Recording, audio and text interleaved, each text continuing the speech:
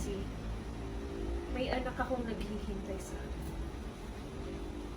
Sobrang saya niya na finally na nakauwi na yung tatay niya galing bansa. Pero, isang buwan na pala siya nandito. At kailan namin na lang siya. Hindi ako nandito para mangulo, ha? Nandito ako para sa anak ko. Kasi kung alam kong niloloko na ako ng asawa ko, kailangan kong malaman kung may pamilya pa kami mabalikan.